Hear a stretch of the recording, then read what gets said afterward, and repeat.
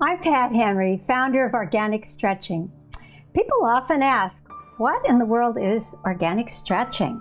And how is that different? Organic stretching is a combination of static, dynamic, isometric, moving isometric, unpatterned body-mind movements that are intuitively orchestrated by your own body. Your first experience can be awesome when you go very, very slowly and really tune in and focus on the experience that is happening inside your body.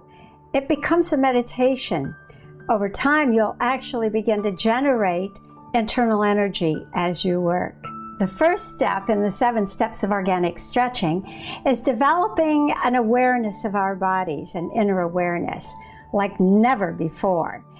I must give you some precautions, however. Unlike yoga, there are no asanas or set positions, so we don't have built-in limits. It's all improvisational. I'll be following my moves, and I may go farther than your body can go at this time. Stop at your limit, not at mine, even if that is farther than I've gone. Consult with your medical professional before trying any new exercise regimen. Find a comfortable place to be relaxed. Don't use a rolling office chair, that would be very dangerous. And you want your feet flat on the floor and you're sitting nice and upright. We're going to work with our eyes closed if you can. I prefer to work that way. I know today it's going to be a little bit strange because I'm going to describe what I'm doing, hopefully clearly enough. I've had a lot of practice for you to follow it, but there may be a temptation to peek, and that's okay too. I'm going to lead you just like I do my regular class. We're going to do 2 things I want to demonstrate before so you can try it. We move like this in contact with our body. So just right now, just take one hand and slide it across the back of your other hand.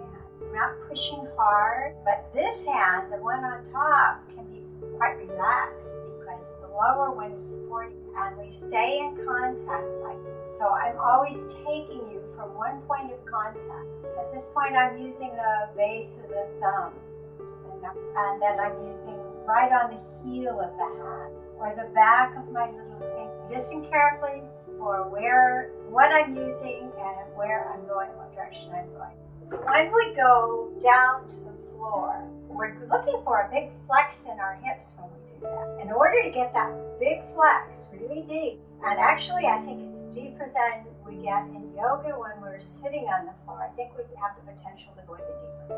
But this is very, very, very, very important. We go from here, I tip the pelvis forward. So I'm not so much on the sit bones, I'm on the front of the pelvic bone. It won't be too comfortable at first until you get used to it. I'm letting my belly come forward.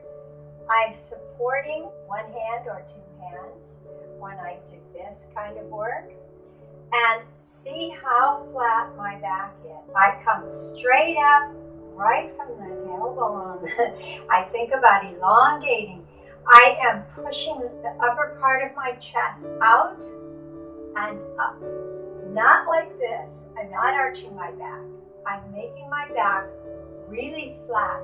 And I'm thinking about, first it's the upper chest, and later as we go lower, it's the top of my head, out and up. Eventually, I may say, okay, relax your neck. But see, nothing else moves. So my back never gets like this. This is really very important.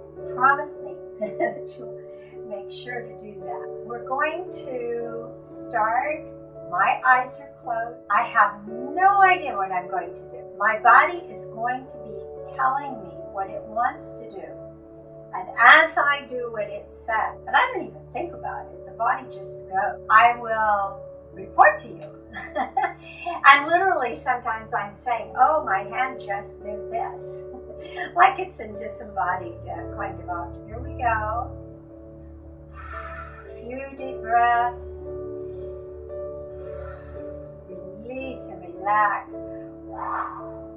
Just let all the tension go down and out of the body.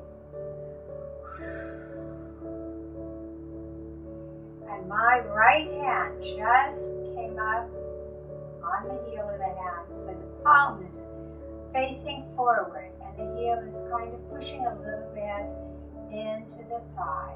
Not heavily, just a tiny bit. As the hand slides forward, palm up, facing forward, not up to the ceiling in front. And as the heel of my hand reaches my knee, and that foot started squishing forward because it knows it's going to be doing some support. Actually, both of them did. There we go. So they're out a little bit in front. And the hand is turning. Actually, the whole arm is turning. It's rotating on the heel of the hand. My elbow came forward. My shoulder is rotating around now. So that my chest is, the left side hasn't really changed, but the right side is facing more toward my left. And a little more exhaling. And the heel of my hand is pushing against the inside of my knee, the lower thigh, and it's pushing down across the thigh, diagonally down and back. Now it's my wrist, my hand is relaxing. And the hand is just kind of following the curve. The back of my thumb is lightly touching the underneath side of my thigh. And my lower arm is sliding with a little bit of pressure on the inside of my thigh. And that thumb is going back and across. And my shoulder is coming down. Back is flat. Keeping the back flat. Keeping my chest, upper chest, toward the wall in front of me. And now the elbow is coming down underneath the thigh, right behind the knee. And as it gets there, the elbow is unbending, it's straightening out. So the only contact I have pretty much is just around the elbow, on the underside of the knee and the back of the knee. And I'm letting that arm just elongate down. The backs of my fingers on my right hand just landed on the floor, so my the palm's not really facing up, the fingers are. The hand's curved. And now very lightly touching the floor with the back of my fingers, I'm making a sort of a curve. They're coming around. My elbow has never left my calf. It's right there, touching the inside of my calf. And my hand has come around to the front. The arm is straightening out of that so that the palm is facing up. The fingers are facing up. They're facing toward my left toes.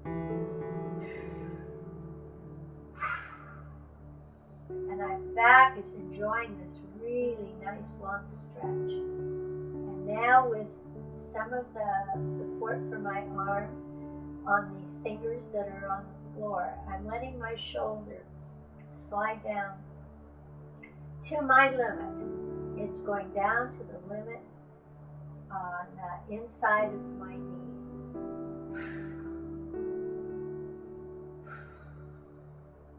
And a little bit more. And my left hand is pushing on the inside of my left knee.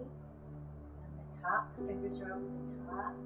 And I'm rolling my shoulder around my knee, around the lower thigh on the right side. And giving a big stretch through my low back and around to my rib cage on the left side. And now my right shoulder is coming back. Nothing else is moving. Just my right shoulder. It's bringing my arm back a little ways. So it's on the lower part of my thigh, on the inside. My upper arm on the right. And I'm slowly sitting up. I'm pushing with my left hand, bringing my body. My fingers are sort of open, but they're kind of curled around. They're kind of open toward the back.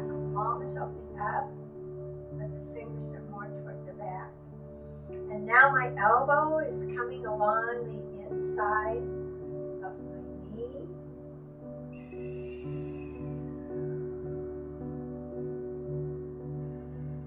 Slowly, the wrist is passing. The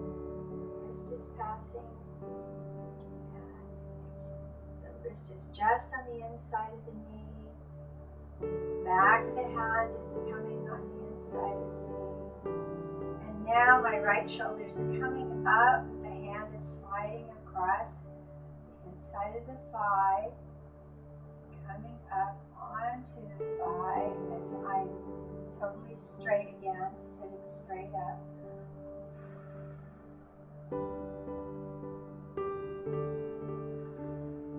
And that right hand is rolling over and stopping on top of the knee.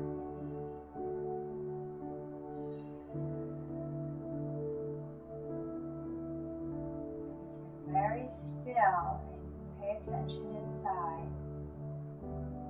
You may feel that your right foot is tingling and warm. It definitely feels very different for me.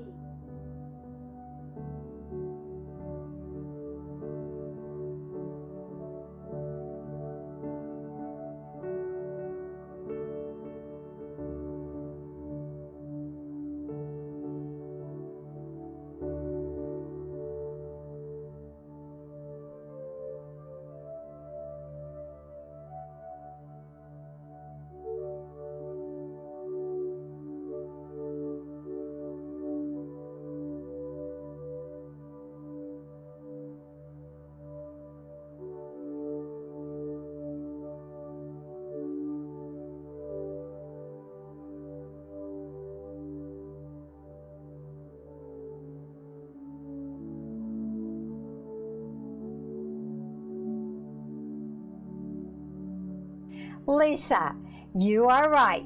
There are 20 ways that we move in organic stretching. And my body is teaching your body how to do those moves.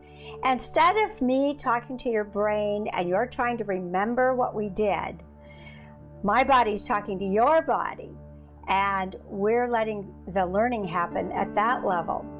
It's more effective, it's faster, and you will eventually let go and listen to your body's own talk. You will move like you did when you were a baby, when you were exploring and finding your limits, before you got your first little chair when you were maybe 2 or so.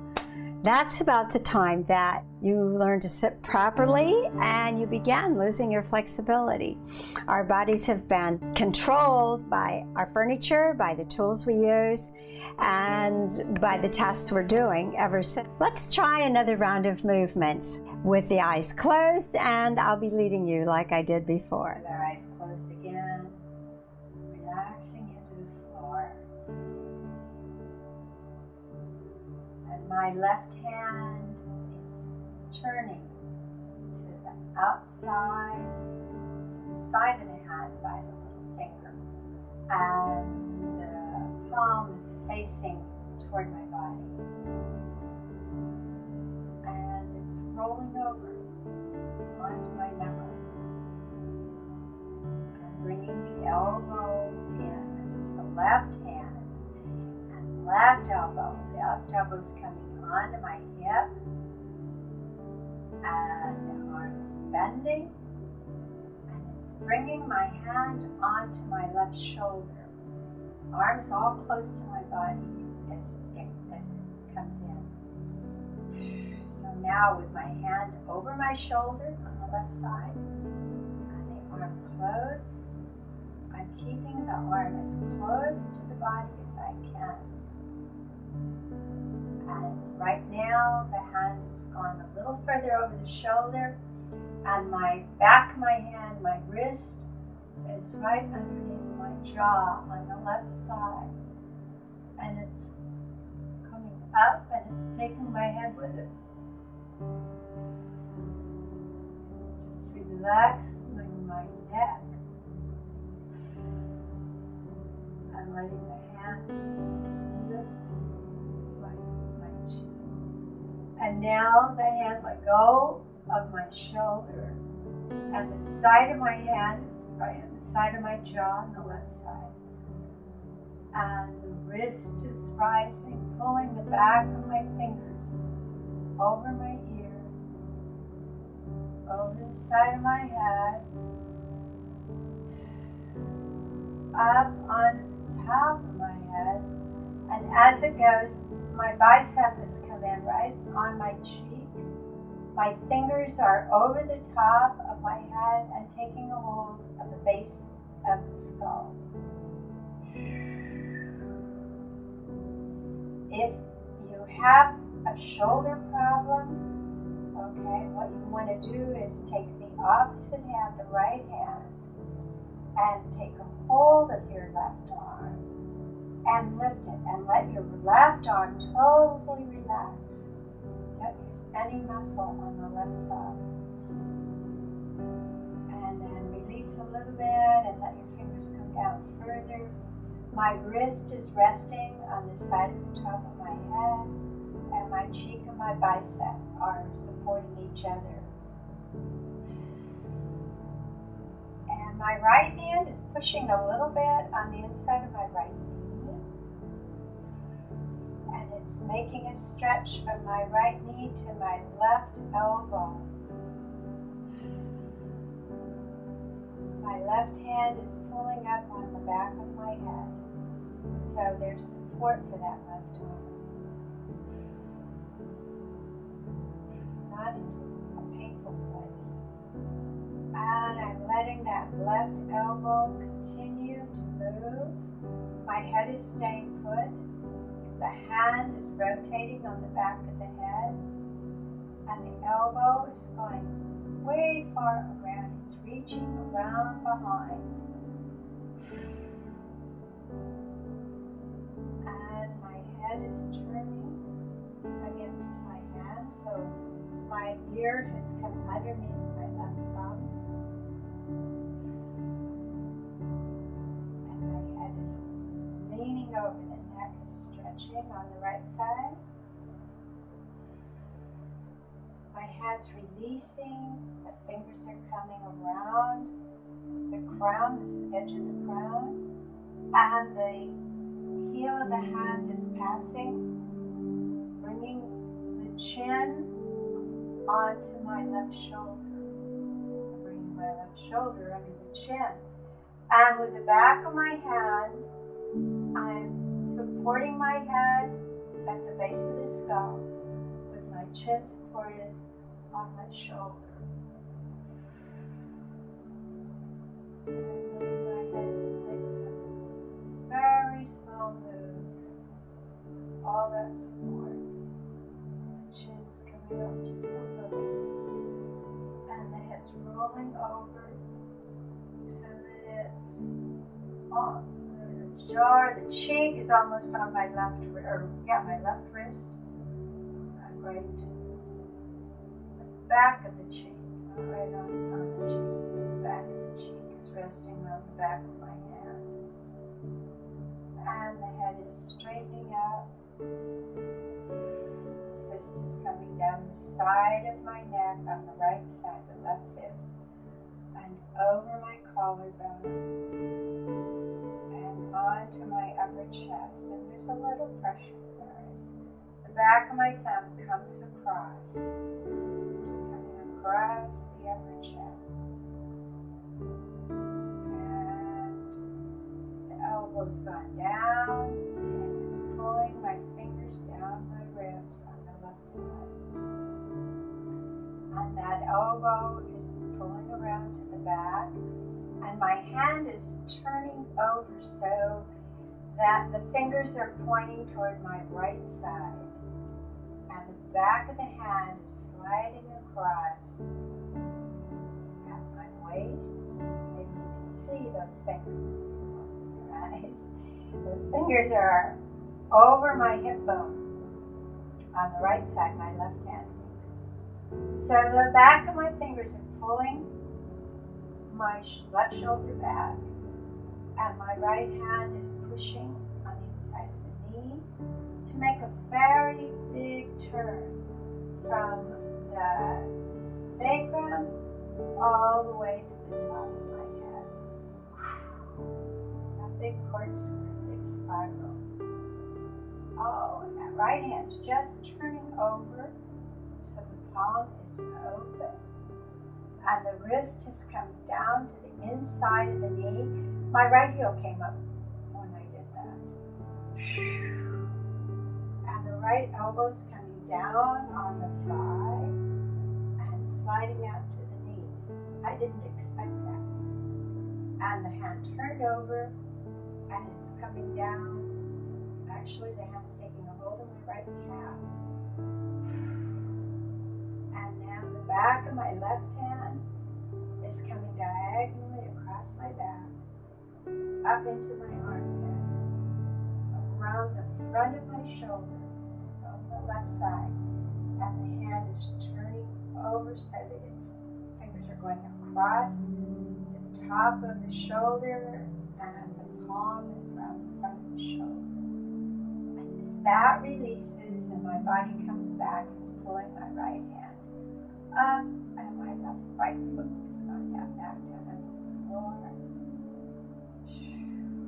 And the right hand is released.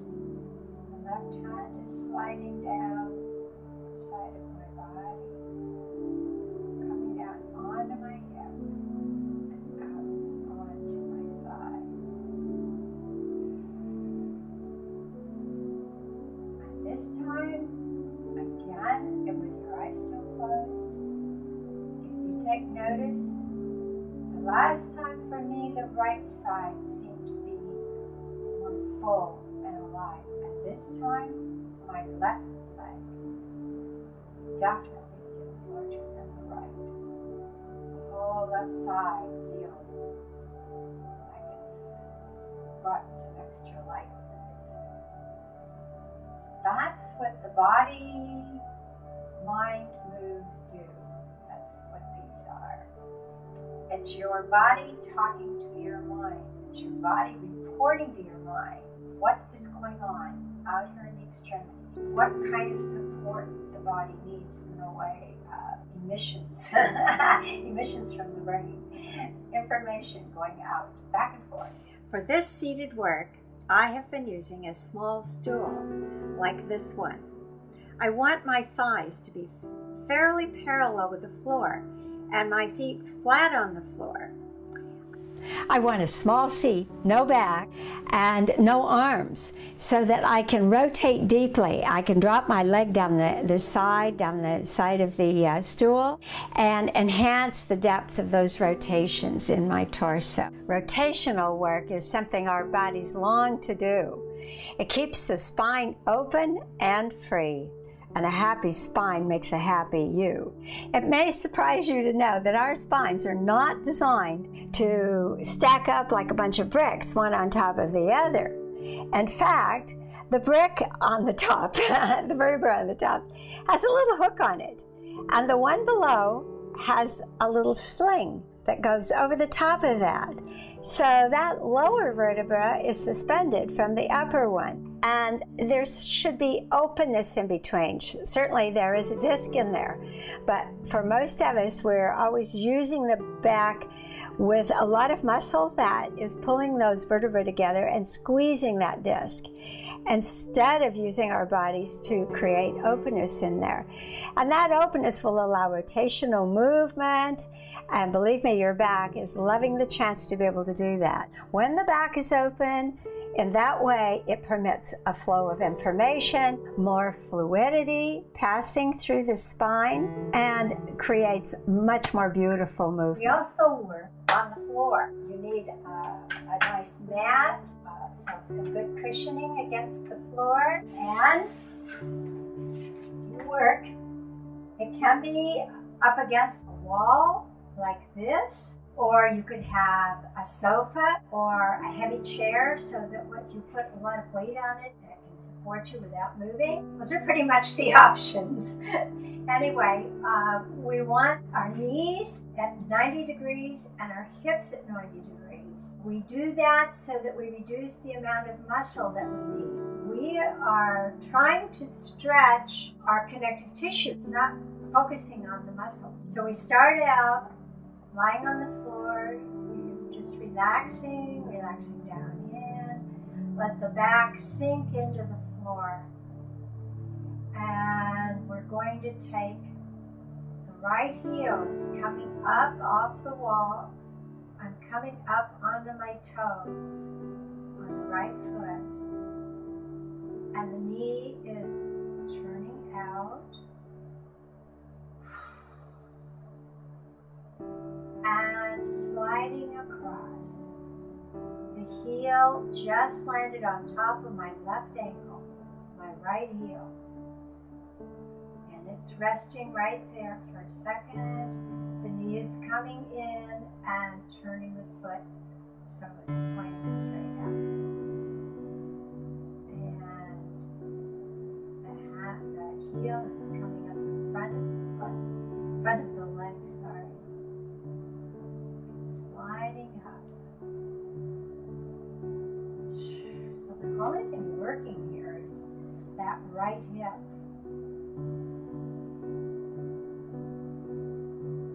And again, I'm working with my eyes closed. And you probably have to too. It's pretty hard to lie on the floor and watch your computer screen. And then I'm letting the outside of that right heel down the front of my thigh.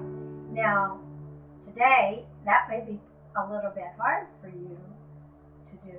It's not your knee and your hip aren't used to it. And all of this work, pay very close attention to your knees. And if there's the tiniest twinge, what you don't need to do is just come out of the whole thing. But instead, tip your foot a little bit. Move your foot around, stay connected to the other leg, and see if you can find some other angle that you can have your foot at and release whatever you're feeling in your knee. So, if you found that when you got here, you're like saying, no more, I can't go any further.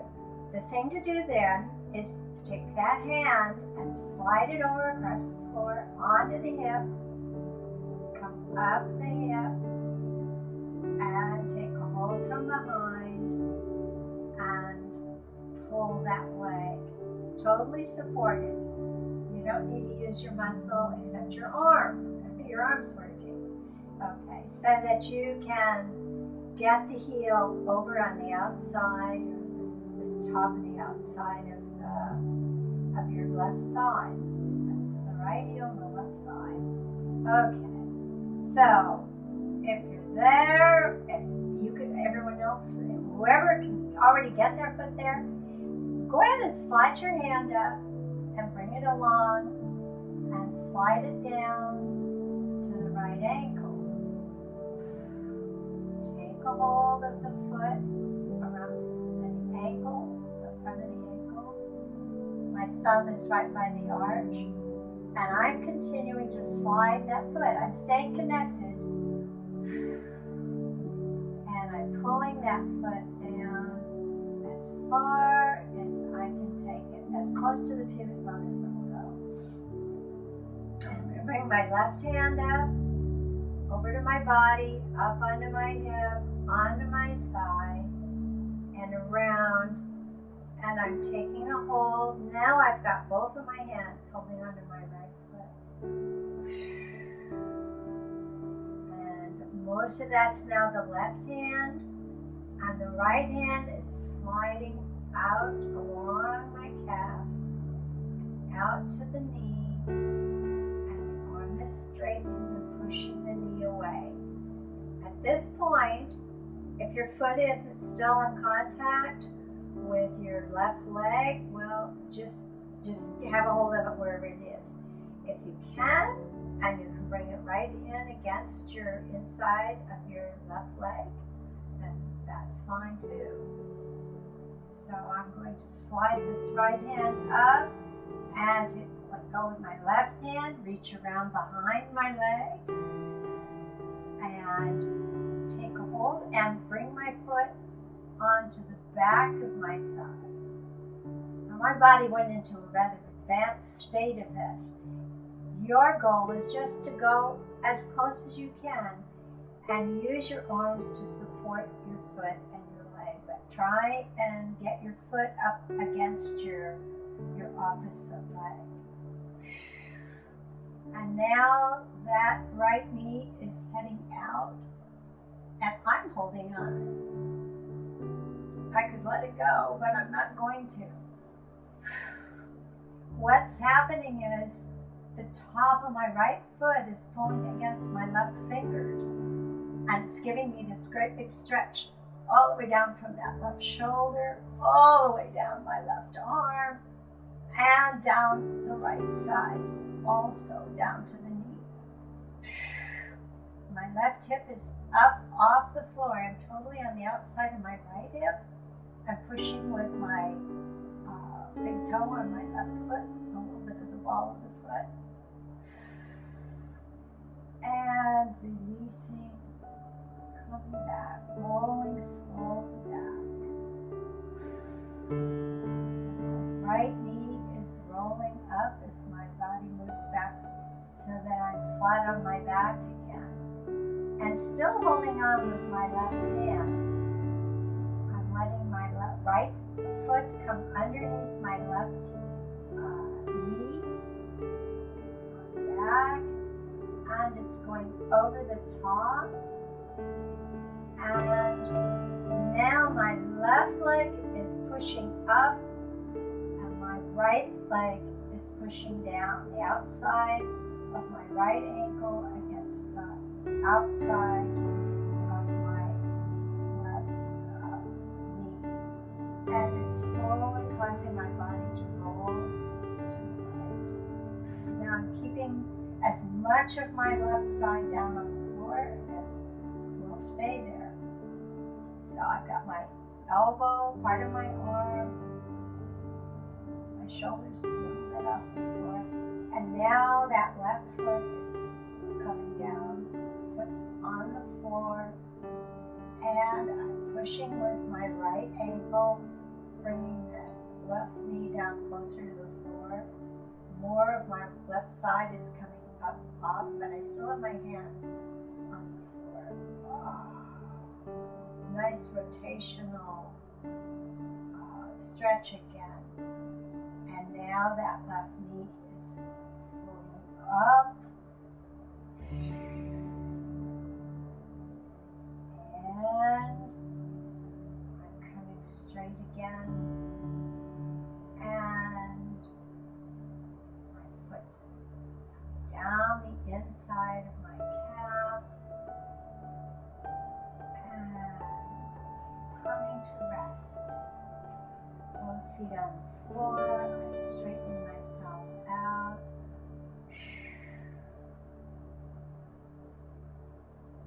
Yes, Lisa, I know we only did it on one side. Once again, it's okay.